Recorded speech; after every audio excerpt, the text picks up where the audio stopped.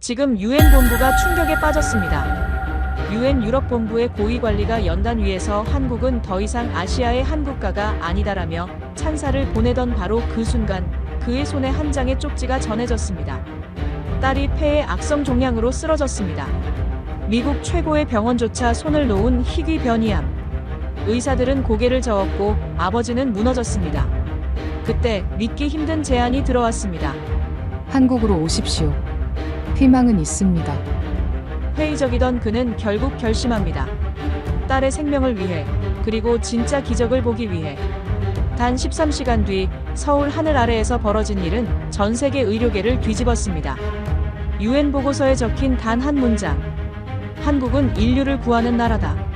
죽음의 문턱에서 기적을 만들어낸 한국 의료의 진짜 이야기를 시작합니다. 그 전에 구독과 좋아요를 눌러주시면 이 영상이 널리 퍼져 세계 각국의 우리 의료의 위대함이 알려지게 됩니다. 그리고 우리 의료진을 응원하신다면 화이팅이라고 댓글로 남겨주세요. 또 어디서 듣고 계신지도 댓글로 알려주세요. 우리 대한민국 국민은 하나로 연결될 것입니다. 그럼 사연 바로 시작합니다. 저는 알렉산더 헤이든입니다. 올해 67세 유엔에서 20년째 일하고 있습니다. 국제협력본부 고위 관리자로 있었고 세계 곳곳의 분쟁과 재난 현장을 다녔어요. 수많은 회의와 협상을 이끌어왔고 냉정함을 잃지 않는 게 제 무기였습니다. 그런데 그날 저는 처음으로 회의장 한가운데서 무너졌어요. 그날은 뉴욕 유엔 본부에서 열린 국제개발협력 총회였습니다. 각국 대표단이 모인 자리였죠. 저는 단상 위에 서서 발표를 이어가고 있었어요. 주제는 아시아 국가들의 새로운 협력 모델이었습니다. 자료를 넘기며 저는 말했죠. 한국은 더 이상 아시아의 한 국가가 아닙니다. 회의장이 술렁였어요. 중국 대표단이 눈썹을 찌푸렸고 일본 측 참석자들이 속삭이기 시작했습니다. 저는 목소리를 높였어요. 그들은 서구 선진국의 길을 따라가지 않았습니다. 그들은 새로운 길을 걷고 있어요. 기술과 인간미, 효율과 공감이 공존하는 방식으로 말이죠. 박수가 터져 나왔습니다. 몇몇 개발도상국 대표들은 고개를 끄덕이며 메모를 했어요. 저는 다음 슬라이드를 넘기려던 참이었습니다. 그때였어요. 무대 옆에서 제 비서 제니퍼가 다가왔습니다. 그녀의 얼굴이 창백했어요. 손에 든 쪽지를 떨리는 손으로 제게 건넸죠. 저는 쪽지를 펼쳤습니다. 글자가 보였어요. 안젤라 양, 뉴욕 장로병원 응급실 이송, 폐에서 악성 종양 발견, 즉시 연락 요망. 심장이 멎는 것 같았어요. 안젤라는 제 딸이었습니다. 22이었죠. 어릴 때부터 폐가 약했어요. 감기만 걸려도 한 달씩 고생했고 천식 때문에 밤마다 흡입기를 손에 쥐고 잤습니다. 그래도 최근 몇 년은 괜찮아 보였어요. 대학도 졸업하고 유엔 인턴으로 일하기 시작했죠. 그런데 종양이라니. 저는 마이크를 내려놓았습니다. 회의장이 조용해졌어요. 사람들이 저를 쳐다봤죠. 저는 떨리는 목소리로 말했습니다. 죄송합니다. 긴급한 일이 생겼습니다. 회의를 잠시 중단하겠습니다. 제 손이 떨렸어요. 다리가 제대로 움직이지 않았습니다. 무대를 내려오면서 제니퍼가 제 팔을 잡았어요. 그녀가 속삭였습니다. 차가 대기 중이에요. 바로 병원으로 가시죠. 병원까지는 15분이었지만 그 시간이 평생처럼 느껴졌어요. 차창 밖으로 뉴욕의 거리가 스쳐 지나갔습니다. 사람들이 웃고 걷고 있었죠. 제게는 그 모든 게 멀게만 느껴졌어요.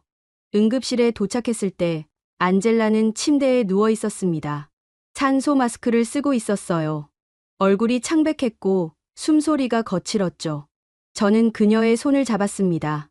차가웠어요. 아빠. 그녀가 힘없이 웃었어요. 저는 아무 말도 할 수 없었습니다. 목이 메었거든요. 의사가 들어왔습니다. 60대 초반으로 보이는 남자였어요. 그는 차트를 들고 저를 바라봤죠. 헤이든 씨, 딸분의 상태를 말씀드리겠습니다. 그의 목소리는 침착했지만 표정은 무거웠어요. 폐에서 악성 종양이 발견됐습니다. 크기는 4cm 정도고 위치는 좌측 폐 상엽이에요. 문제는 이 종양이 희귀 변이성 폐암이라는 겁니다. 희귀 변이성이요? 네. 일반적인 폐암과 달리 유전자 변이가 특이한 형태예요. 현재 미국에서 승인된 표준 치료제가 없습니다. 면역 치료제나 방사선 치료도 이 케이스엔 효과가 미미할 가능성이 높아요. 저는 숨이 막혔습니다. 그럼 어떻게 해야 하죠? 의사는 잠시 침묵했어요. 그리고 천천히 입을 열었습니다. 솔직히 말씀드리면 현재로선 뚜렷한 방법이 없습니다. 우리 병원뿐 아니라 미국 내 어느 병원도 마찬가지일 겁니다. 이런 변이형 암은 연구 단계에 있거든요. 그럼 제 딸은 말을 잇지 못했어요. 의사는 고개를 숙였습니다. 최선을 다하겠습니다. 하지만 기대치를 낮추셔야 할 것 같습니다. 그 말이 제 가슴을 찔렀어요. 저는 안젤라의 손을 꽉 쥐었습니다. 그녀는 눈을 감고 있었죠. 숨소리만 들렸어요. 병실 밖으로 나왔을 때 제니퍼가 기다리고 있었습니다. 그녀가 말했어요. 한국 외교부에서 연락이 왔어요. 한국요? 네. 의료협력 담당관이라는 분이에요. 안젤라 양의 상태를 듣고 연락하셨대요. 저는 어리둥절했습니다. 한국이 어떻게 이 일을 알았을까요? 제니퍼가 설명했어요. UN 내부 네트워크를 통해 소식을 들으셨대요. 그분이 말씀하시길 한국에 새로운 치료법이 있다고 하더군요. 한국에요? 저는 믿기지 않았어요. 한국은 분명 발전하고 있는 나라였지만 의료 분야에서 미국을 앞선다는 건 상상하기 어려웠죠.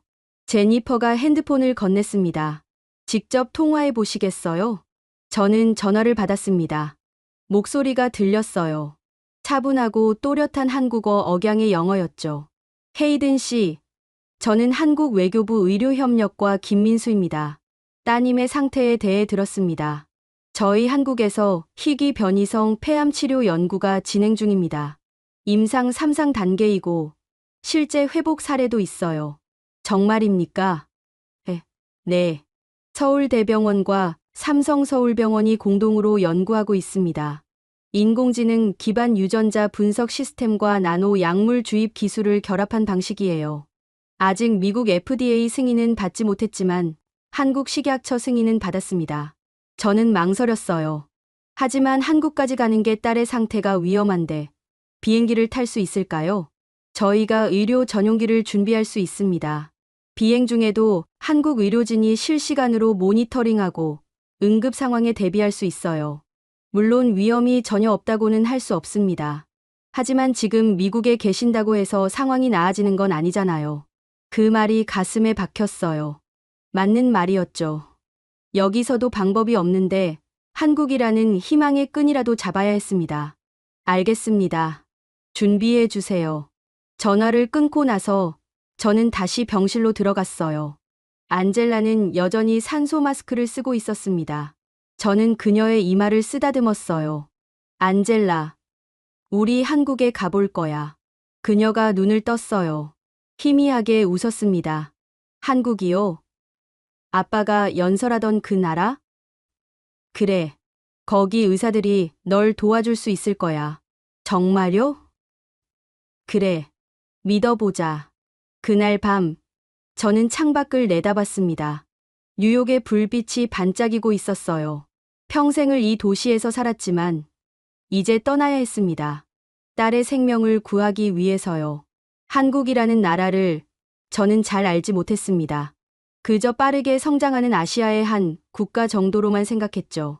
하지만 이제 그곳이 제 딸의 마지막 희망이었어요. 비행기는 이틀 뒤 출발 예정이었습니다. 저는 그 이틀 동안 하루도 제대로 잠들지 못했어요. 안젤라의 숨소리를 듣고 있으면 가슴이 너무 아팠거든요. 이틀이 지났습니다. 그 이틀 동안 저는 단 한순간도 안심할 수 없었어요. 안젤라의 상태는 점점 악화되고 있었죠. 산소 포화도가 떨어졌고 기침을 할 때마다 피가 섞여 나왔습니다. 의사들은 최대한 빨리 이송해야 한다고 말했어요. 한국 측에서 준비한 의료 전용기가 뉴욕 JFK 공항에 도착했습니다. 저는 안젤라를 구급차에 태우고 공항으로 향했어요. 제니퍼도 함께 따라왔죠. 그녀는 제 옆에서 계속 손을 꽉 쥐고 있었습니다. 공항에 도착했을 때 작은 전용기가 활주로에 서 있었어요. 흰색 동체에 빨간 십자가 표시가 선명했죠. 비행기 옆엔 한국 의료진 3명이 대기하고 있었습니다. 모두 파란색 의료복을 입고 있었어요. 그중 한 명이 다가왔습니다. 30대 중반으로 보이는 여성이었어요. 그녀가 영어로 말했습니다. 헤이든 씨, 저는 서울대병원 중환자의학과 이수진 교수입니다. 안젤라 양을 안전하게 모시겠습니다. 그녀의 목소리는 차분했지만 눈빛은 단호했어요. 저는 고개를 끄덕였습니다. 부탁드립니다. 안젤라를 들것에 실었어요. 산소호흡기가 연결된 채였죠. 이수진 교수가 직접 들것을 밀며 비행기 안으로 들어갔습니다. 저도 뒤따라 올라갔어요. 비행기 내부는 병원 응급실처럼 꾸며져 있었습니다. 모니터가 여러 대 설치돼 있었고 의료 장비들이 빼곡히 놓여 있었어요. 안젤라를 침대에 눕히자 의료진이 즉시 각종 센서를 부착하기 시작했습니다. 이수진 교수가 제게 말했어요. 비행 시간은 약 14시간입니다. 중간에 알래스카를 경유할 예정이에요. 안젤라 양의 상태를 실시간으로 서울 본원과 공유하면서 갈 겁니다. 걱정하지 마세요. 네. 저는 안젤라 옆 의자에 앉았습니다. 그녀는 눈을 감고 있었어요. 숨소리가 가늘었죠. 저는 그녀의 손을 잡았습니다. 여전히 차갑고 축축했어요. 비행기가 이륙했습니다. 엔진 소리가 울렸고 기체가 천천히 떠올랐어요. 창밖으로 뉴욕의 불빛이 점점 작아졌습니다. 저는 그 광경을 물끄러미 바라봤죠. 이제 돌아갈 수 없다는 생각이 들었어요. 비행이 시작된 지 2시간쯤 지났을 때였습니다. 갑자기 안젤라의 모니터에서 경고음이 울렸어요. 삐삐삐. 산소 포화도가 급격히 떨어지고 있었습니다.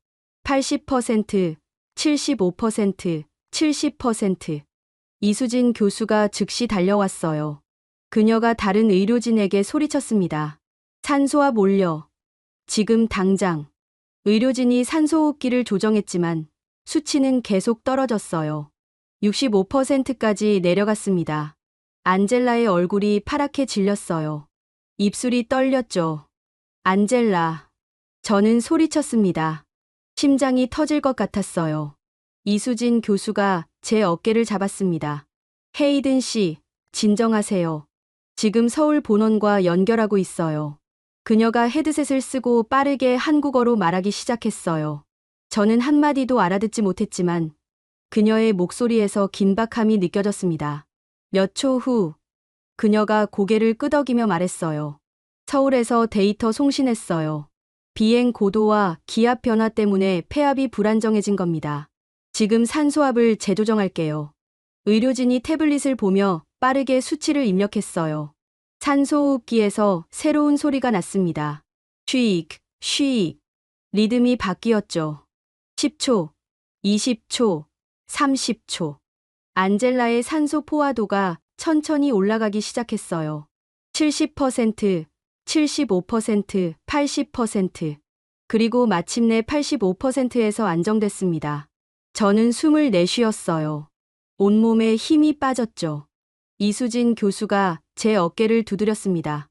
괜찮아요. 이제 안정됐어요. 어떻게 이렇게 빨리 대응하신 겁니까? 서울본원에서 실시간으로 안젤라 양의 생체 데이터를 받고 있어요. 인공지능 시스템이 기압 변화에 따른 최적 산소압을 계산해서 즉시 전송한 겁니다. 저희는 그걸 적용한 거죠. 저는 믿을 수 없었어요. 하늘 위에서 수천 킬로미터 떨어진 곳에서 실시간으로 생명을 구하다니. 한국 의료진은 정말 대단하시네요. 이수진 교수가 미소 지었어요. 저희는 생명을 포기하지 않습니다. 어떤 상황에서도요. 그날 밤 비행기는 알래스카를 지나고 있었습니다. 창밖으로 새하얀 설원이 보였어요. 달빛이 눈 위에 반사돼 은빛으로 빛나고 있었죠. 저는 그 광경을 보며 생각했어요. 저 아래 어딘가에선 누군가 살아가고 있을 거라고. 그들도 저처럼 누군가를 사랑하고 지키려 애쓰고 있을 거라고. 안젤라는 잠들어 있었습니다. 숨소리가 조금 안정된 것 같았어요. 저는 그녀의 손을 놓지 않았습니다. 따뜻해지길 바라며 계속 손을 감싸 쥐었죠. 이수진 교수가 제 옆에 앉았어요. 그녀가 조용히 말했습니다. 헤이든 씨, 안젤라 양은 강한 아이예요. 지금까지 버텨온 것만으로도 대단한 거예요. 고맙습니다. 서울에 도착하면 최고의 의료진이 기다리고 있어요. 서울대병원과 삼성서울병원 연합팀이 이미 준비를 끝냈습니다. 안젤라 양의 유전자 데이터도 분석 중이고요. 유전자 데이터요? 네. 뉴욕에서 보내주신 혈액 샘플로 이미 분석을 시작했어요. 도착하는 즉시 맞춤형 치료 계획을 세울 수 있습니다. 저는 놀랐어요. 아직 한국 땅도 밟지 않았는데 벌써 치료가 시작되고 있었던 거죠. 한국 의료 시스템은 정말 놀랍네요. 저희는 시간이 생명이라고 믿어요. 1분 1초가 환자의 운명을 바꿀 수 있으니까요. 비행기는 계속 날아갔습니다. 저는 창밖을 바라봤어요. 어둠 속에서 희미하게 수평선이 보였습니다. 동쪽이었죠.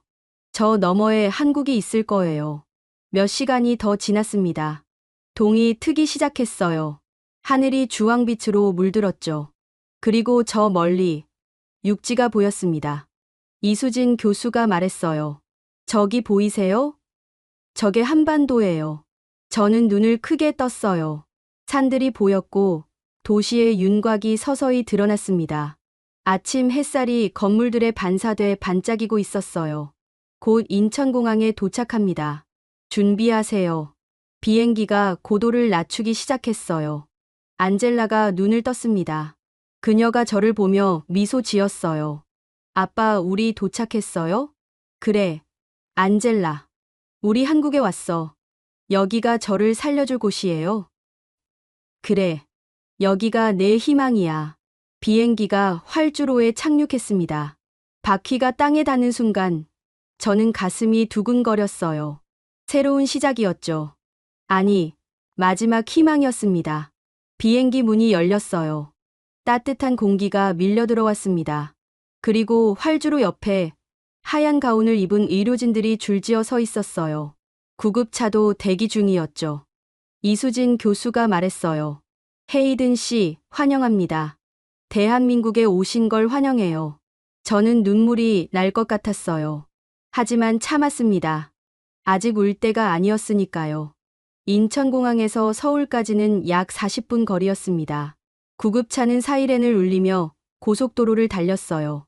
저는 안젤라 옆에 앉아 창밖을 내다봤습니다. 새벽이었지만 도로는 깨끗했고 가로등 불빛이 일정한 간격으로 이어져 있었어요. 모든 게 질서정연했죠. 이수진 교수가 제 옆에서 말했습니다. 곧 서울대병원에 도착해요. 응급팀이 대기하고 있습니다. 얼마나 많은 분들이 기다리고 계신가요? 15명 정도요. 외과, 내과, 영상의학과, 병리과, 그리고 인공지능 의료진까지 모두 모였어요. 인공지능 의료진이요? 네. 저희 병원엔 AI 진단 시스템을 전담하는 팀이 있어요. 안젤라 양처럼 희귀한 케이스일수록 인공지능의 도움이 필수거든요. 수천 개의 논문과 임상 데이터를 몇 초 만에 분석할 수 있으니까요. 저는 고개를 끄덕였습니다. 놀라웠어요. 미국에서도 인공지능 진단 시스템이 있긴 했지만 이렇게 적극적으로 활용한다는 건 처음 들었죠. 구급차가 병원 응급실 입구에 멈췄습니다. 문이 열리자 의료진들이 일제히 다가왔어요. 모두 초록색 수술복을 입고 있었죠. 그중 한 명이 앞으로 나왔습니다. 50대 초반으로 보이는 남자였어요. 그가 영어로 말했습니다. 헤이든 씨, 저는 서울대병원 흉부외과 박종훈 교수입니다. 안젤라 양을 책임지고 치료하겠습니다. 그의 목소리는 무겁지만 따뜻했어요. 저는 그의 손을 잡았습니다. 부탁드립니다. 제 딸을 살려주세요. 최선을 다하겠습니다. 안젤라를 들것에 실었어요.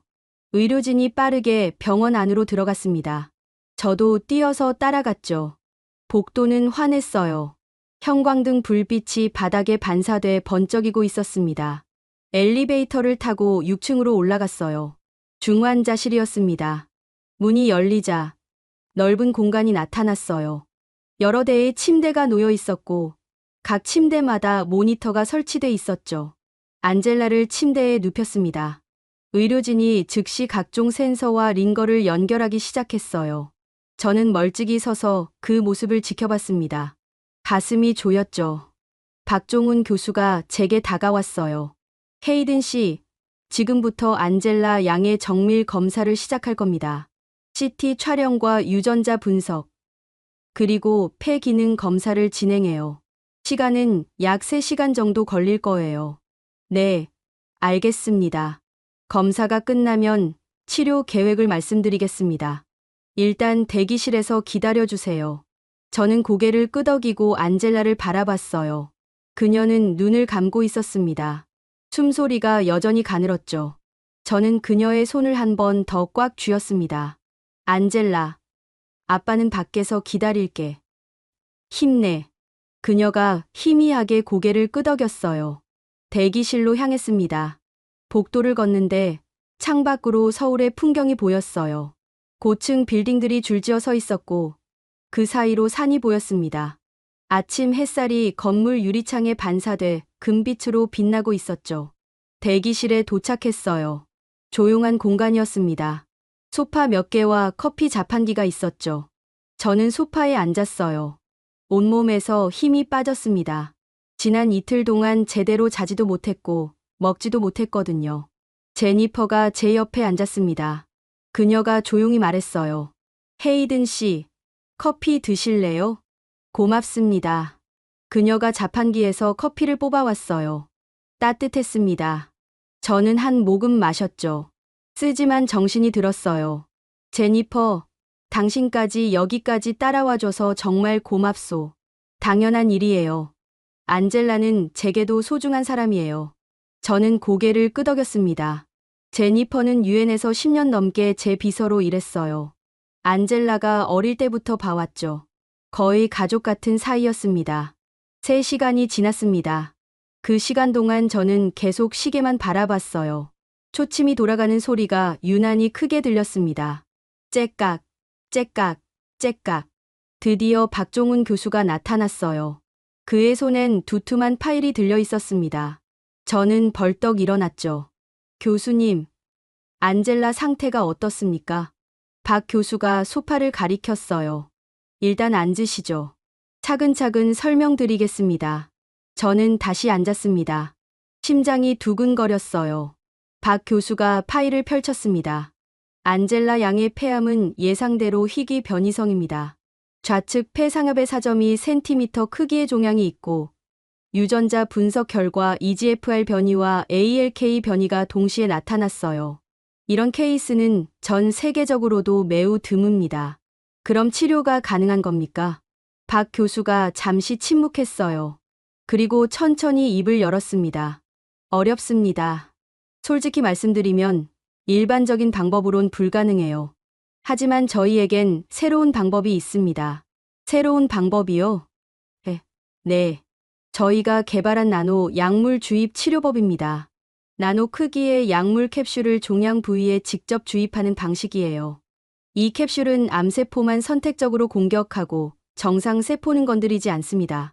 저는 숨을 삼켰어요. 성공률은 어느 정도입니까? 박 교수가 망설였습니다. 현재까지 임상 3상에서 12명의 환자를 치료했어요. 그중 9명이 완치됐습니다. 성공률은 75% 정도죠. 그럼 실패한 경우도 있다는 말씀이신가요? 네. 3명은 안타깝게도 돌아가셨습니다. 종양이 너무 진행된 상태였거든요. 저는 가슴이 철렁했어요. 안젤라는 어떻습니까? 안젤라의 종양은 얼마나 진행됐습니까? 박 교수가 CT 사진을 꺼냈어요. 그는 화면을 가리키며 말했습니다. 안젤라 양의 경우 종양이 아직 폐 밖으로 전이되지 않았어요. 림프절도 깨끗합니다. 다만 종양이 기관지와 가깝게 위치해 있어서 수술이 매우 까다롭습니다. 그럼 성공 가능성은요? 박 교수가 제 눈을 똑바로 바라봤어요. 50%입니다. 그 말에 저는 숨이 막혔습니다. 50%. 반반이라는 뜻이었죠. 하지만 헤이든 씨, 이건 분명히 말씀드릴 수 있어요. 저희가 최선을 다하겠습니다. 그리고 미국에 계셨다면 안젤라 양은 이미 손 쓸 방법이 없었을 거예요. 지금 여기 오신 것만으로도 희망이 생긴 겁니다. 저는 고개를 숙였어요. 눈물이 날 것 같았지만 참았습니다. 언제 수술을 시작하십니까? 이틀 뒤입니다. 그 전에 안젤라 양의 체력을 최대한 끌어올려야 해요. 영양 주사와 면역 강화 치료를 병행할 겁니다. 알겠습니다. 부탁드립니다. 박 교수가 제 어깨를 가볍게 두드렸어요. 걱정 마세요. 안젤라 양은 강한 아이예요. 분명 이겨낼 겁니다. 그가 자리를 떠났습니다. 저는 다시 소파에 앉았어요. 제니퍼가 제 손을 잡았습니다. 괜찮으세요? 모르겠어요. 정말 모르겠어요. 창밖을 바라봤어요. 서울의 하늘은 맑았습니다. 구름 한 점 없이 파랗게 펼쳐져 있었죠. 저 하늘 아래 어딘가에 제 딸이 생명을 위해 싸우고 있었습니다. 그날 밤, 저는 병원 근처 호텔에 묵었어요. 잠을 청했지만 잘 수 없었습니다. 눈을 감으면 안젤라의 얼굴이 떠올랐거든요. 창백하고 힘없는 모습이요. 새벽 4시쯤 저는 호텔 창가에 섰어요. 서울의 야경이 보였습니다. 불빛들이 반짝이고 있었죠. 저는 그 불빛을 보며 기도했어요. 신을 믿지 않는 저였지만 그날만큼은 간절히 빌었습니다. 제발 제발 제 딸을 살려주세요. 이틀이 지났습니다. 그 이틀 동안 안젤라는 집중 치료를 받았어요. 영양 주사와 면역 강화제를 맞았고 폐 기능을 높이기 위한 호흡 재활 치료도 받았습니다. 저는 매일 병실을 찾아갔어요. 안젤라는 조금씩 기력을 되찾는 것 같았죠. 얼굴에 혈색이 돌기 시작했고 말도 조금씩 할 수 있게 됐습니다. 아빠, 여기 음식이 맛있어요. 안젤라가 미소 지으며 말했어요. 병원 식단은 죽과 야채 위주였지만 정성스럽게 차려져 나왔습니다. 작은 반찬 하나하나까지 신경 쓴 흔적이 보였죠. 그래, 다행이구나. 많이 먹어야 수술 잘 견딜 수 있어. 네, 아빠, 저 괜찮을 거예요. 그녀의 목소리는 여전히 가늘었지만 눈빛만큼은 또렷했어요. 저는 그 눈빛을 보며 희망을 품었습니다. 수술 전날 오후였습니다. 저는 병원 로비에서 커피를 마시고 있었어요. 그때 낯선 남자가 다가왔습니다. 50대 중반으로 보이는 서양인이었어요. 짙은 회색 정장을 입고 있었고 가죽 서류 가방을 들고 있었죠. 헤이든 씨, 잠시 이야기 좀 나눌 수 있을까요? 그가 영어로 말했습니다. 미국식 억양이었어요. 저는 고개를 들었습니다. 누구시죠? 저는 리처드 스탠포드입니다. 글로벌 바이오텍이라는 미국 제약회사에서 왔어요. 그는 명함을 건넸습니다. 저는 명함을 받아들었어요. 수석 부사장이라고 적혀 있었죠. 무슨 일로 오셨습니까? 리처드가 제 맞은편에 앉았어요. 그는 주변을 살피더니 목소리를 낮췄습니다. 따님의 치료에 대해 말씀드리려고 왔습니다. 제 딸 치료요? 그게 무슨 상관입니까? 헤이든 씨, 솔직히 말씀드리죠. 한국의 나노 약물 치료법은 아직 검증되지 않았어요. FDA 승인도 받지 못했고 임상 데이터도 충분하지 않습니다. 저는 미간을 찌푸렸어요. 그래서 뭐가 문제입니까? 위험합니다. 따님의 생명을 걸기엔 너무 위험한 도박이에요. 저희 회사에서 새로운 치료제를 개발 중입니다. 임상 이상 단계이고 곧 FDA 승인을 받을 예정이에요. 따님을 미국으로 데려가시면 저희가 최선을 다해 치료해드리겠습니다. 저는 그를 똑바로 바라봤어요. 미국 의사들은 제 딸을 포기했습니다. 손 쓸 방법이 없다고 했어요. 그런데 이제 와서 새로운 치료제가 있다고요? 리처드가 잠시 말을 멈췄습니다. 그리고 다시 입을 열었어요. 헤이든 씨, 당신이 한국에서 치료받는다는 소식이 알려지면 우리 회사의 신약 개발 프로젝트에 타격이 갑니다. 투자자들이 불안해할 거예요. 한국이 우리보다 앞서 있다고 생각할 테니까요. 저는 그제야 깨달았어요. 이 사람은 제 딸을 걱정해서 온 게 아니었습니다. 자기 회사 이익을 지키려고 온 거였죠. 당신은 지금 제 딸을 이용해서 당신 회사 주가를 지키려는 겁니까? 리처드의 얼굴이 굳었어요.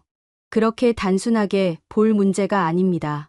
한국의 치료법은 정말 위험해요. 성공률이 75%라고 했죠. 그 말은 사람 중 한 명은 죽는다는 뜻입니다. 따님이 그 한 명이 될 수도 있어요. 저는 자리에서 일어났습니다. 나가 주십시오. 헤이든 씨, 냉정하게 생각해 보세요. 한국은 의료 선진국이 아닙니다. 기술은 있을지 몰라도 경험이 부족해요. 미국으로 돌아가시는 게 나가라고 했습니다. 제 목소리가 커졌어요. 주변 사람들이 저를 쳐다봤습니다. 리처드는 천천히 일어났어요. 그는 명함을 하나 더 꺼내 테이블에 놓았습니다. 마음이 바뀌시면 연락하세요. 언제든 도와드리겠습니다. 그가 떠났습니다. 저는 다시 자리에 앉았어요. 손이 떨렸습니다. 화가 났지만 동시에 불안했어요. 리처드의 말이 마음 한구석에 박혔거든요. 4명 중 1명은 죽는다. 그 말이 계속 맴돌았습니다. 저는 창밖을 내다봤어요. 서울의 거리가 보였습니다. 사람들이 오가고 있었죠. 모두 각자의 삶을 살아가고 있었어요. 저는 그들을 보며 생각했습니다. 저 사람들도 누군가를 사랑하고 누군가를 지키려 애쓰고 있을 거라고. 그날 저녁, 박종훈 교수가 저를 찾아왔어요. 그는 제 표정을 보더니 물었습니다. 무슨 일 있으셨습니까? 저는 리처드와의 대화를 이야기했어요. 박 교수는 조용히 듣고 있었습니다. 제 이야기가 끝나자 그가 천천히 입을 열었어요. 헤이든 씨, 그 사람 말이 일부는 맞습니다. 저는 놀라서 그를 쳐다봤어요. 네, 저희 치료법은 완벽하지 않아요. 위험도 있습니다. 하지만 헤이든 씨, 제가 분명히 말씀드릴 수 있는 건 저희는 이익을 위해 환자를 치료하지 않는다는 겁니다. 박 교수의 목소리는 단호했어요. 저희는 생명을 포기할 수 없어서 이 길을 선택했어요. 한국은 전쟁을 겪었고, 가난을 겪었고, 질병을 겪었습니다. 우리는 고통이 뭔지 알아요. 그래서 남의 고통을 외면할 수 없습니다. 그의 눈빛이 흔들리지 않았어요. 저희가 개발한 치료법은 돈을 벌기 위한 게 아닙니다. 살릴 수 있는 생명을 살리기 위한 겁니다. 미국 제약회사들은 FDA 승인을 기다리며 환자들을 방치했어요. 하지만 저희는 기다릴 수 없었습니다. 그래서 임상을 서둘렀고 위험을 감수했죠. 저는 그의 말을 듣고 있었어요. 가슴이 뜨거워졌습니다. 헤이든 씨, 저희를 믿어주세요. 저희는 안젤라 양을 끝까지 책임지겠습니다. 설령 실패하더라도 그건 저희의 책임이에요. 하지만 포기하진 않겠습니다. 절대로요. 저는 눈물이 났어요. 이번엔 참지 않았습니다. 눈물이 뺨을 타고 흘러내렸죠. 고맙습니다. 정말 고맙습니다. 박 교수가 제 어깨를 잡았어요. 울지 마세요. 안젤라 양은 이길 겁니다. 저희가 함께 할 테니까요. 그날 밤, 저는 안젤라의 병실을 찾아갔어요.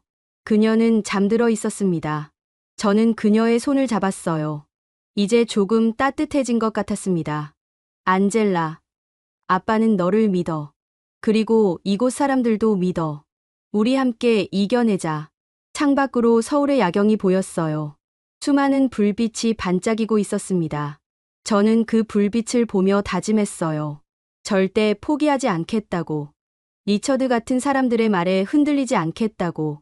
내일은 수술 날이었습니다. 저는 긴장됐지만 동시에 희망을 품었어요. 이곳 의료진들이 보여준 진심이 저를 믿게 만들었으니까요. 수술날 아침이었습니다. 새벽 5시에 눈을 떴어요. 사실 잠을 거의 자지 못했죠. 1시간에 한 번씩 깨서 시계를 확인했습니다. 시간이 너무 느리게 가는 것 같았어요. 6시에 병원으로 갔습니다. 복도는 조용했어요. 간호사 몇 명이 조용히 오가고 있었죠. 저는 안젤라의 병실 앞에 섰습니다. 문을 열고 들어가자 안젤라가 깨어 있었어요. 아빠, 안 자고 있었구나. 못 자겠어요. 떨려서요. 저는 그녀 옆에 앉았습니다. 손을 잡았어요. 여전히 차가웠죠. 무섭니? 조금요. 하지만 괜찮아요. 여기 선생님들 믿어요. 안젤라가 미소 지었어요. 창백한 얼굴이었지만 눈빛만큼은 맑았습니다. 아빠, 제가 만약에 그런 말 하지 마. 저는 그녀의 말을 막았어요. 넌 괜찮을 거야. 분명히 괜찮을 거야. 알아요. 하지만 만약에 말이에요. 만약에 제가 못 깨어나면. 안젤라. 들어주세요, 아빠. 제가 못 깨어나면. 아빠는 저 때문에 슬퍼하지 마세요. 저는 아빠가 행복했으면 좋겠어요. 눈물이 났어요. 저는 참으려고 했지만 참을 수 없었습니다. 눈물이 뚝뚝 떨어졌죠. 바보 같은 소리 하지 마. 넌 깨어날 거야. 우리 같이 뉴욕으로 돌아갈 거야. 안젤라가 제 손을 꽉 쥐었어요. 고마워요, 아빠. 저를 여기까지 데려와 줘서요. 저 정말 행복했어요. 안젤라. 그때 문이 열렸습니다. 박종훈 교수와 의료진이 들어왔어요. 모두 초록색 수술복을 입고 있었습니다. 헤이든 씨, 이제 수술 준비를 시작하겠습니다. 저는 고개를 끄덕였어요. 안젤라를 마지막으로 한 번 더 안았습니다. 사랑해, 안젤라. 꼭 돌아와. 네. 아빠. 사랑해요. 안젤라를 침대째로 밀고 나갔어요. 저는 복도에 서서 그 모습을 지켜봤습니다. 엘리베이터 문이 닫히는 순간 저는 주저앉고 싶었어요. 다리에 힘이 하나도 없었거든요. 제니퍼가 제 팔을 잡았습니다. 헤이든 씨, 대기실로 가요. 대기실로 향했어요. 발걸음이 무거웠습니다. 복도를 걸으면서 창밖을 내다봤어요. 해가 떠오르고 있었습니다. 주황빛 하늘이 서울을 물들이고 있었죠. 대기실에 앉았습니다. 시계를 봤어요. 7시였습니다. 수술은 최소 10시간이 걸린다고 했어요. 오후 5시는 돼야 끝난다는 뜻이었죠. 1시간이 지났습니다. 아무 소식이 없었어요. 저는 계속 시계만 쳐다봤습니다. 째깍, 째깍, 째깍. 초침 소리가 귀에 박혔죠. 2시간이 지났습니다. 제니퍼가 샌드위치를 건넸어요. 드세요. 기력을 유지하셔야 해요. 고맙지만 먹을 수가 없어요. 그래도 조금이라도 드세요. 저는 샌드위치를 한 입 베어 물었어요. 맛이 느껴지지 않았습니다. 그냥 씹고 삼켰죠. 3시간이 지났습니다. 여전히 소식이 없었어요. 저는 불안했습니다. 혹시 문제가 생긴 건 아닐까? 혹시 수술이 실패한 건 아닐까? 4시간째 대기실 문이 열렸어요. 간호사가 들어왔습니다. 헤이든 씨, 수술이 순조롭게 진행되고 있습니다. 종양 제거 작업에 들어갔어요. 고맙습니다. 저는 안도의 한숨을 쉬었어요. 적어도 아직은 괜찮다는 뜻이었죠. 5시간이 지났습니다. 저는 대기실을 계속 왔다 갔다 했어요. 앉아 있을 수가 없었거든요. 6시간째. 문이 다시 열렸어요. 이번엔 이수진 교수였습니다. 그녀의 얼굴엔 땀이 맺혀 있었어요. 헤이든 씨, 지금 중요한 고비를 넘기고 있습니다. 종양이 기관지와 매우 가깝게 붙어 있어서 제거 작업이 까다로워요. 하지만 박 교수님이 최선을 다하고 계십니다. 안젤라는 괜찮습니까? 생체 징후는 안정적이에요. 걱정 마세요. 이수진 교수가 다시 수술실로 돌아갔어요. 저는 다시 앉았습니다. 가슴이 조였죠. 7시간이 지났습니다. 저는 창밖을 내다봤어요. 해가 중천에 떠 있었습니다. 서울의 거리가 분주하게 움직이고 있었죠. 사람들이 걷고 차들이 달리고 있었어요. 모두 평범한 일상이었습니다. 하지만 제게는 그 모든 게 멀게만 느껴졌어요. 8시간째 저는 소파에서 잠들었습니다. 너무 지쳐서 그만 눈을 감았던 거예요. 얼마나 잤을까요? 제니퍼가 제 어깨를 흔들었습니다. 헤이든 씨, 깨세요. 저는 화들짝 눈을 떴어요. 무슨 일이에요? 간호사가 왔어요. 수술이 거의 끝나간대요. 저는 벌떡 일어났습니다. 시계를 봤어요. 오후 4시였습니다. 9시간이 지났죠. 30분이 더 지났습니다. 드디어 수술실 문이 열렸어요. 박종훈 교수가 나왔습니다. 마스크를 벗고 있었어요. 그의 얼굴엔 땀이 흥건했죠. 눈이 충혈돼 있었습니다. 저는 달려갔어요. 교수님, 안젤라는요?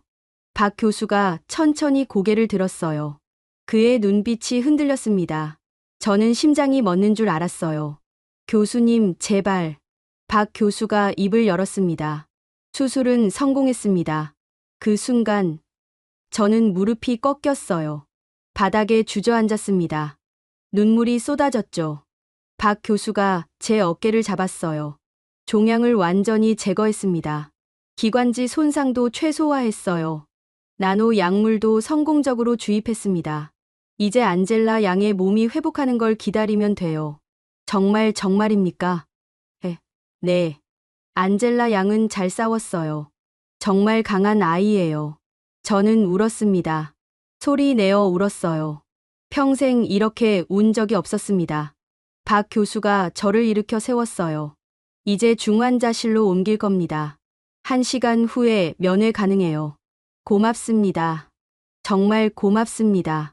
박 교수가 미소 지었어요. 저희가 할 일을 했을 뿐이에요. 그가 다시 수술실로 들어갔습니다. 저는 제니퍼를 안았어요. 제니퍼도 울고 있었죠. 해냈어요. 헤이든 씨. 안젤라가 해냈어요. 그래요. 우리 딸이 해냈어요. 1시간이 지났습니다. 간호사가 저를 중환자실로 안내했어요. 복도를 걸으면서 저는 떨렸습니다. 설레면서도 무서웠죠. 중환자실 문이 열렸어요. 안젤라가 누워 있었습니다. 여전히 산소 마스크를 쓰고 있었고 여러 개의 튜브가 연결돼 있었어요. 하지만 모니터의 숫자들은 안정적이었습니다. 저는 그녀 옆에 섰어요. 손을 잡았습니다. 따뜻했어요. 처음으로 따뜻했습니다. 안젤라. 아빠야. 넌 해냈어. 정말 잘했어. 안젤라는 자고 있었어요. 평화로운 얼굴이었습니다. 저는 그 얼굴을 보며 눈물을 흘렸어요. 창밖으로 해가 지고 있었습니다. 서울의 하늘이 붉게 물들었어요. 저는 그 하늘을 보며 생각했습니다. 이곳이 제 딸을 살렸다고. 이 나라가, 이 사람들이 기적을 만들어줬다고. 수술이 끝난 지 사흘이 지났습니다. 안젤라는 중환자실에서 서서히 깨어나고 있었어요. 첫날은 거의 움직이지 못했지만 이틀째부터 눈을 뜨기 시작했죠. 셋째 날 아침, 안젤라가 처음으로 제 이름을 불렀습니다. 아빠. 목소리가 가늘었어요. 하지만 분명했습니다. 저는 그녀의 손을 꽉 잡았어요. 그래, 안젤라. 아빠 여기 있어. 수술 끝났어요? 그래. 다 끝났어. 넌 이겼어. 안젤라가 희미하게 웃었어요. 그 미소를 보는 순간 저는 또 눈물이 났습니다. 하지만 이번엔 기쁨의 눈물이었죠. 나흘째, 안젤라는 일반 병실로 옮겨졌어요. 산소 마스크도 벗었습니다. 호흡이 훨씬 편해 보였죠. 박종훈 교수가 회진을 왔을 때 그는 만족스러운 표정을 지었습니다. 회복 속도가 예상보다 빨라요. 나노 약물이 잘 작동하고 있습니다. 암세포 수치도 급격히 떨어지고 있어요. 정말 다행입니다. 일주일 정도 더 지켜봐야겠지만 지금으로선 아주 긍정적이에요. 박 교수가 떠난 후 저는 안젤라와 함께 시간을 보냈어요. 그녀는 조금씩 기력을 되찾고 있었습니다. 말도 더 또렷해졌고 웃음도 나왔죠. 아빠, 창밖 좀 봐요. 서울이 정말 예쁘죠? 그래, 정말 아름다운 도시야. 창밖으로 남산타워가 보였어요. 저녁 무렵이라 불빛이 반짝이고 있었습니다. 안젤라가 말했어요. 저 나중에 완전히 나으면 저기 가보고 싶어요. 그래, 가자. 꼭 같이 가자. 안젤라는 힘들어했지만 포기하지 않았어요. 조금만 더, 안젤라 양. 잘하고 있어요. 그런데 그날 저녁, 모든 게 다시 흔들렸습니다. 7시쯤이었어요. 저는 안젤라의 병실에서 책을 읽고 있었습니다. 안젤라는 잠들어 있었죠. 갑자기 문이 열리더니 이수진 교수가 급히 들어왔어요. 그녀의 얼굴이 창백했습니다. 헤이든 씨, 잠시 밖으로 나와주시겠어요? 저는 불안했어요. 그녀의 표정이 심상치 않았거든요. 복도로 나갔습니다. 이수진 교수가 낮은 목소리로 말했어요. 안젤라 양의 최근 혈액 검사 결과가 나왔어요. 염증 수치가 급격히 올라갔습니다. 염증이요? 네. 수술 부위에서 감염이 의심돼요. 아직 확실하진 않지만 만약 감염이 맞다면 즉시 조치를 취해야 합니다. 제 머릿속이 하얘졌어요. 감염이면 어떻게 되는 겁니까? 최악의 경우 폐혈증으로 이어질 수 있어요. 그렇게 되면 이수진 교수가 말을 잇지 못했습니다. 저는 그 침묵이 무엇을 의미하는지 알았어요. 생명이 위험하다는 뜻이었죠. 지금 바로 추가 검사를 진행할 겁니다. CT 촬영과 세균 배양 검사를 해야 해요. 결과는 내일 아침에 나올 겁니다. 알겠습니다. 이수진 교수가 병실로 들어갔어요. 저는 복도에 남았습니다. 벽에 기대 섰죠. 다리에 힘이 없었어요. 제니퍼가 다가왔습니다. 무슨 일이에요? 저는 상황을 설명했어요. 제니퍼의 얼굴도 창백해졌습니다. 아직 확실한 건 아니잖아요. 괜찮을 거예요. 모르겠어요. 정말 모르겠어요. 그날 밤, 안젤라는 CT 촬영을 받으러 갔어요. 저는 대기실에서 기다렸습니다. 시간이 너무 느리게 갔어요. 1시간, 2시간, 3시간. 자정이 넘어서 안젤라가 돌아왔습니다. 저는 병실로 따라갔어요. 안젤라는 지쳐 보였습니다. 아빠, 저 괜찮은 거죠? 그래, 괜찮아. 그냥 확인차 검사한 거야. 거짓말하지 마요. 선생님들 표정 봤어요. 뭔가 문제가 있는 거 맞죠? 저는 대답할 수 없었어요. 안젤라가 제 손을 잡았습니다. 아빠, 솔직하게 말해줘요. 감염이 의심된대. 하지만 아직 확실하지 않아. 내일 결과가 나올 거야. 안젤라가 고개를 끄덕였어요. 눈물이 그녀의 뺨을 타고 흘렀습니다. 저 무서워요, 아빠. 나도 무서워, 안젤라. 하지만 우리 함께 이겨내자. 여기까지 왔잖아. 포기하면 안 돼. 네, 아빠. 그날 밤은 정말 길었어요. 저는 안젤라 옆에서 한숨도 자지 못했습니다. 계속 그녀를 지켜봤죠. 숨소리를 듣고 가슴이 오르락내리락 하는 걸 확인했어요. 새벽 5시쯤 박종훈 교수가 병실에 들어왔습니다. 그의 손엔 검사 결과지가 들려 있었어요. 저는 벌떡 일어났습니다. 교수님. 박 교수가 저를 복도로 불렀어요. 그의 얼굴은 무거웠습니다. 헤이든 씨, 감염이 맞습니다. 수술 부위에서 세균이 발견됐어요. 제 심장이 쿵 내려앉았어요. 어떻게 해야 합니까? 지금 즉시 항생제 치료를 시작할 겁니다. 고용량 항생제를 투여하고 24시간 모니터링할 거예요. 만약 48시간 내에 염증 수치가 떨어지지 않으면 재수술을 해야 한다는 말씀이신가요? 박 교수가 고개를 끄덕였어요. 네. 감염 부위를 제거해야 할 수도 있습니다. 하지만 안젤라 양의 몸 상태로는 재수술이 매우 위험해요. 저는 숨이 막혔습니다. 교수님, 제 딸을 살려주세요. 제발 부탁드립니다. 박 교수가 제 어깨를 잡았어요. 최선을 다하겠습니다. 포기하지 않겠습니다. 그날부터 안젤라는 집중 치료를 받았어요. 항생제를 맞고 링거를 맞았습니다. 저는 병실 밖에서 기도했어요. 신을 믿지 않았지만 그날만큼은 간절히 빌었습니다. 하루가 지났습니다. 염증 수치는 여전히 높았어요. 이틀째, 조금 떨어지기 시작했습니다. 셋째 날, 수치가 정상 범위로 돌아왔어요. 박 교수가 웃으며 말했습니다. 해냈어요.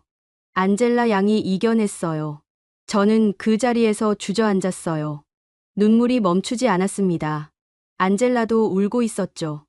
우리는 서로를 안았어요. 아빠, 우리 이겼어요. 그래, 우리 이겼어. 창밖으로 햇살이 쏟아져 들어왔습니다. 따뜻한 빛이었어요. 저는 그 빛 속에서 희망을 봤습니다. 감염 위기를 넘긴 후 안젤라는 빠르게 회복되기 시작했습니다. 일주일이 지나자 그녀는 병실 안을 천천히 걸을 수 있게 됐어요. 처음엔 휠체어에 의지했지만 점점 스스로 일어서는 시간이 늘어났죠. 열흘째 되던 날 안젤라가 창가에 서서 말했습니다. 아빠, 숨 쉬는 게 이렇게 편한 거 처음이에요. 저는 그녀 옆에 섰어요. 창밖으로 서울의 풍경이 펼쳐져 있었습니다. 남산타워가 보였고 한강이 은빛으로 반짝이고 있었죠. 정말이니? 네. 어릴 때부터 항상 가슴이 답답했는데 지금은 정말 시원해요. 공기가 폐 깊숙이 들어오는 게 느껴져요. 안젤라가 깊게 숨을 들이마셨어요. 그리고 천천히 내쉬었습니다. 그녀의 얼굴엔 미소가 번졌죠. 아빠, 한국이 제 숨을 되찾아줬어요. 저는 가슴이 뜨거워졌어요. 눈물이 날 것 같았지만 이번엔 참았습니다. 기쁨으로 가득 차 있었거든요. 2주째 박종훈 교수가 최종 검사 결과를 들고 왔어요. 그는 환한 미소를 지으며 말했습니다. 안젤라 양, 축하합니다. 암세포가 거의 검출되지 않아요. 나노 약물이 완벽하게 작동했습니다. 정말요? 네. 폐 기능도 정상의 85%까지 회복됐어요. 계속 재활 치료를 받으면 90% 이상도 가능할 겁니다. 안젤라가 울었어요. 저도 울었습니다. 박 교수도 눈가가 촉촉해졌죠. 교수님, 정말 감사합니다. 제 딸을 살려주셔서 정말 감사합니다. 저희가 할 일을 했을 뿐이에요. 안젤라 양이 잘 싸워준 덕분입니다. 박 교수가 안젤라의 어깨를 두드렸어요. 이제 퇴원 준비를 하셔도 돼요. 일주일 후면 퇴원 가능할 겁니다. 3주째, 안젤라는 병원 정원을 걸었어요. 저는 그녀 옆에서 천천히 걸었습니다. 가을이었어요. 단풍잎이 떨어지고 있었죠. 안젤라가 떨어지는 잎을 손으로 받았습니다. 아빠, 이렇게 걸을 수 있을 줄 몰랐어요. 뉴욕에서 쓰러졌을 때 저 다시는 못 일어날 줄 알았어요. 하지만 넌 일어났어. 그리고 여기 서 있잖아. 한국 덕분이에요. 여기 사람들 덕분이에요. 안젤라가 주변을 둘러봤어요. 정원엔 환자들과 보호자들이 산책하고 있었습니다. 간호사들이 휠체어를 밀어주고 있었고 의사들이 환자들과 이야기하고 있었죠. 모두 따뜻한 표정이었어요. 여기 사람들은 정말 다르죠, 아빠. 그래, 정말 다르구나. 뭐가 다른 것 같아요? 진심이야. 이 사람들은 진심으로 환자를 대하는 게 느껴져. 돈이나 명예가 아니라 생명 그 자체를 소중히 여기는 것 같아. 안젤라가 고개를 끄덕였어요. 저도 그렇게 느꼈어요. 간호사 선생님들이 매일 아침 제 손을 잡고 격려해 주셨어요. 제가 힘들어할 때마다 옆에서 같이 울어주셨죠. 저는 그 이야기를 듣고 가슴이 뭉클했어요. 그날 저녁 병원에서 작은 파티가 열렸습니다. 안젤라의 회복을 축하하는 자리였어요. 박종훈 교수와 이수진 교수, 그리고 안젤라를 돌봐준 간호사들이 모두 모였습니다. 케이크가 나왔어요. 촛불이 켜져 있었죠. 안젤라가 촛불을 불었습니다. 모두 박수를 쳤어요. 축하해요. 안젤라 양. 고맙습니다. 정말 고맙습니다. 안젤라가 울먹이며 말했어요. 박 교수가 안젤라에게 작은 선물을 건넸습니다. 한국 전통 인형이었어요. 이건 한국의 전통 인형이에요. 복을 가져다 준다고 하죠.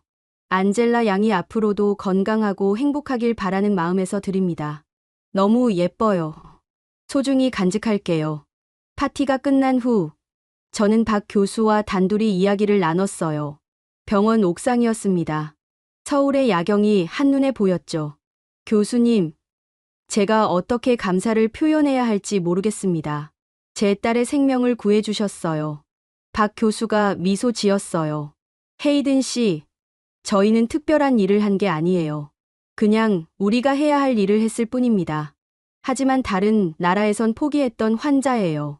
미국에서도 유럽에서도 손을 놓았어요. 하지만 당신들은 포기하지 않았죠. 박 교수가 난간에 기대섰어요. 그는 먼 곳을 바라보며 말했습니다. 헤이든 씨, 한국은 어려운 시절을 겪었어요. 전쟁이 있었고, 가난이 있었고, 질병이 있었죠.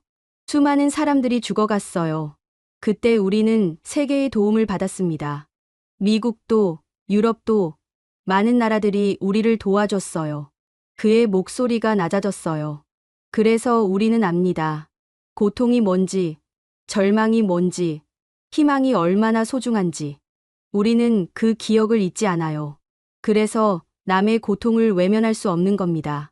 저는 그의 말을 듣고 있었어요. 가슴이 뜨거워졌습니다. 한국 사람들은 정이 많다고 들었어요. 그게 뭔지 이제 알 것 같습니다. 정은 단순한 동정심이 아니에요. 남의 아픔을 내 아픔처럼 느끼는 마음이죠. 우리는 안젤라 양을 환자로만 본 게 아니에요. 딸을 잃을 뻔한 아버지의 마음을 우리도 함께 느꼈습니다. 박 교수가 제 어깨를 두드렸어요. 그래서 포기할 수 없었던 거예요. 헤이든 씨의 눈물을 보면서 우리도 함께 울었으니까요. 저는 더 이상 참을 수 없었어요. 눈물이 쏟아졌습니다. 박 교수가 제 등을 토닥였어요. 울어도 괜찮아요. 이젠 기쁨의 눈물이잖아요. 넷째 주가 됐습니다. 퇴원 날이었어요. 안젤라는 완전히 회복됐습니다. 걸음걸이도 자연스러워졌고 얼굴에도 혈색이 돌았죠. 병원 로비에서 의료진들이 줄지어 서서 우리를 배웅했어요. 박종훈 교수, 이수진 교수, 그리고 간호사들 모두가 웃으며 손을 흔들었습니다. 안녕히 가세요. 안젤라 양. 건강하세요. 고맙습니다. 정말 고맙습니다. 안젤라가 한 명 한 명 포옹했어요. 저도 그들과 악수했습니다. 병원 밖으로 나왔을 때 햇살이 쏟아졌어요. 따뜻한 가을 햇살이었습니다. 안젤라가 하늘을 올려다봤어요. 아빠, 저 이제 살 수 있어요. 정말로 살 수 있어요. 그래, 안젤라. 넌 이제 새로운 삶을 시작하는 거야. 저는 딸을 안았어요. 그녀의 심장 소리가 들렸습니다. 규칙적이고 힘차게 뛰고 있었죠. 고마워. 한국. 정말 고마워. 저는 속으로 그렇게 중얼거렸어요. 서울의 거리를 바라보며 이 도시가, 이 나라가 제 딸을 살렸다는 걸 다시 한번 깨달았습니다. 퇴원 후 일주일이 지났습니다. 저희는 아직 한국에 머물고 있었어요. 안젤라의 경과를 지켜봐야 했고 추가 검진 일정도 남아 있었죠. 하지만 그보다 저는 이곳을 떠나고 싶지 않았습니다. 이 나라가, 이 사람들이 너무 소중하게 느껴졌거든요. 어느 날 저녁, 안젤라와 함께 남산타워에 올랐어요. 안젤라가 그렇게 가보고 싶어 했던 곳이었죠. 케이블카를 타고 올라가면서 안젤라는 계속 창밖을 내다봤습니다. 와, 아빠, 정말 아름다워요. 서울의 야경이 발 아래 펼뿌져 있었어요.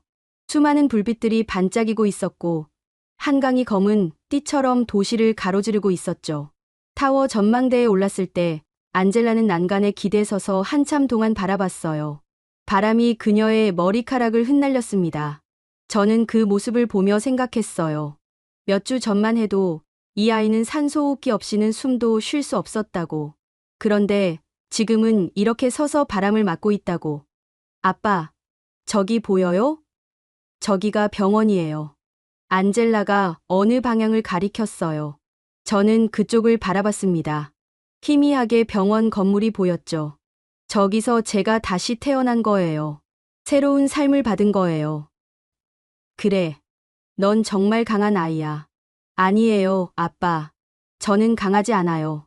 여기 사람들이 저를 강하게 만들어준 거예요. 안젤라가 돌아서서 저를 바라봤어요. 그녀의 눈에 눈물이 맺혀 있었습니다.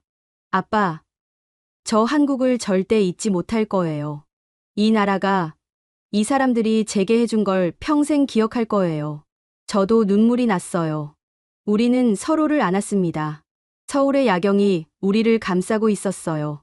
며칠 후, 저는 한국 외교부로부터 연락을 받았습니다.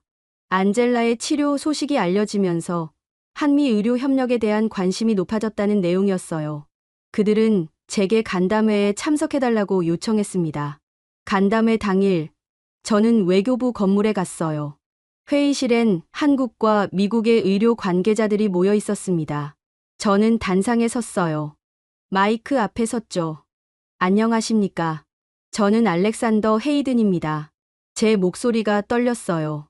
하지만 계속 말했습니다. 몇 주 전, 제 딸은 죽어가고 있었습니다.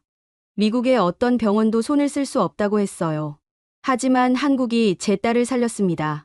회의실이 조용해졌어요. 모두가 저를 바라보고 있었죠. 저는 유엔에서 30년을 일했습니다. 세계 곳곳을 다녔고 수많은 나라들을 봤어요. 하지만 한국만큼 진심으로 사람을 대하는 나라는 본 적이 없습니다. 제 눈에 눈물이 맺혔어요. 한국은 기술만 뛰어난 게 아니에요. 마음이 따뜻합니다.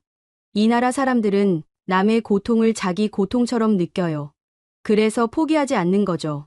그래서 기적을 만들어내는 겁니다. 저는 잠시 말을 멈췄어요. 숨을 고르고 다시 말했습니다.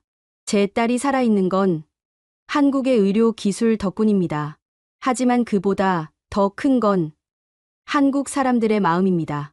생명을 소중히 여기는 그 마음이 제 딸을 살렸어요. 박수가 터져 나왔습니다. 저는 고개를 숙였어요. 눈물이 뚝뚝 떨어졌죠. 간담회가 끝난 후 박종훈 교수가 제게 다가왔어요. 헤이든 씨, 좋은 말씀 감사합니다. 아닙니다. 제 진심이었어요. 박 교수가 미소 지었어요. 안젤라 양은 잘 지내나요? 네. 정말 건강해요. 매일 산책하고 잘 먹고 있어요. 다행입니다. 다음 주에 마지막 검진 예정이죠? 네. 그 후에 뉴욕으로 돌아갈 예정이에요. 박 교수가 잠시 침묵했어요. 그리고 말했습니다. 헤이든 씨, 안젤라 양이 회복한 건 기적이에요. 하지만 그 기적은 헤이든 씨가 포기하지 않았기 때문에 가능했습니다. 딸을 위해 여기까지 온 그 용기가 안젤라 양을 살린 거예요. 아닙니다. 교수님과 이곳 의료진들이 살린 겁니다. 우리는 함께 싸운 거예요. 헤이든 씨, 안젤라 양, 그리고 저희 모두가요. 박 교수가 제 손을 잡았어요. 저도 그의 손을 꽉 쥐었습니다. 마지막 검진 날이 왔습니다. 안젤라의 모든 수치가 정상이었어요. 폐 기능도 90%까지 회복됐고 암세포는 완전히 사라졌습니다. 박 교수가 웃으며 말했어요. 완치예요. 안젤라 양. 축하합니다. 안젤라가 울었어요. 저도 울었습니다.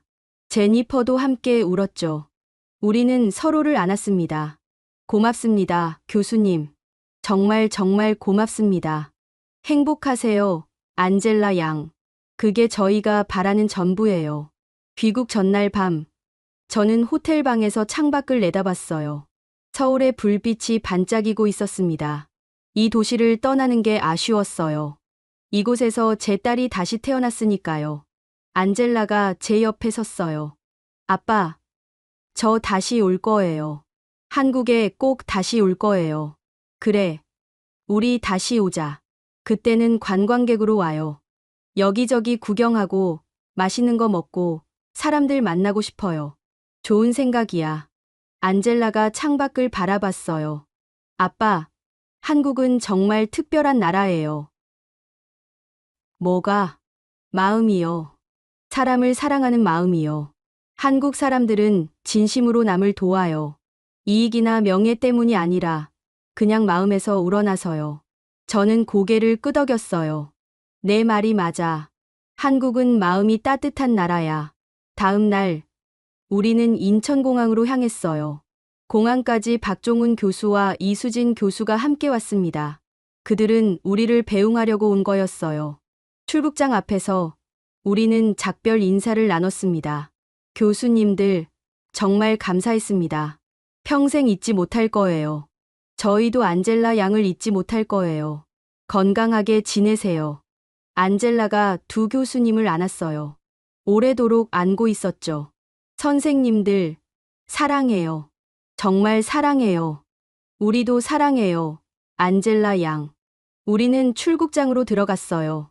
뒤돌아보니 박 교수와 이 교수가 손을 흔들고 있었습니다. 저도 손을 흔들었어요. 안젤라도 손을 흔들었죠. 비행기에 앉았을 때 안젤라가 창밖을 내다봤어요. 한국 땅이 점점 멀어지고 있었습니다. 안녕, 한국. 고마워요. 제 생명을 구해줘서 고마워요. 안젤라가 속삭였어요. 저도 마음속으로 말했습니다. 고마워요, 한국. 제 딸을 돌려줘서 고마워요. 당신들의 진심을 절대 잊지 않겠습니다. 비행기가 하늘로 올라갔어요. 구름 사이로 햇살이 쏟아져 들어왔습니다. 따뜻한 빛이었어요. 저는 그 빛을 보며 생각했습니다. 이제 새로운 시작이라고. 안젤라도, 저도 모두가 새롭게 살아갈 수 있게 됐다고. 한국은 단순히 제 딸을 치료해준 나라가 아니었어요. 희망을 준 나라였습니다.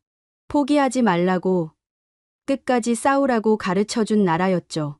그리고 무엇보다 사람의 마음이 얼마나 소중한지 보여준 나라였습니다. 저는 이제 압니다. 세상을 바꾸는 건 기술이나 돈이 아니라 진심이라는 걸. 그 진심을 한국에서 배웠어요.